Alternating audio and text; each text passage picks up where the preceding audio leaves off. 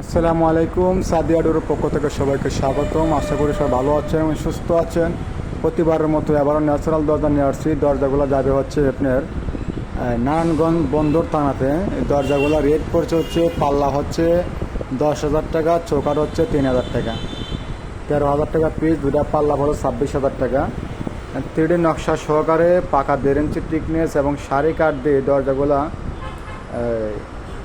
বন্দর থানাতে ইনশাল্লাহ আমি আগামীকালকে পৌঁছে দেবো। আমাদের দোকানের ঠিকানা হচ্ছে ঢাকা মোহাম্মদপুর বসিলা র্যাপ অফিসের পাশে সাদিয়াডু, একদম মেন রোডে পেয়ে যাবেন।